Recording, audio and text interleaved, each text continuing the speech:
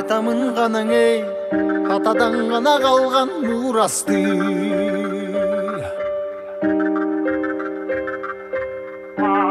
Жаңырып заман ей, жаңымын баба салтын улантты.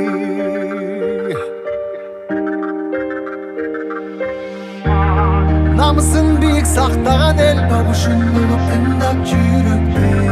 Қадырын тұйып барықтанам ей, қайратынан жанбаған, қалың елді барықтаған.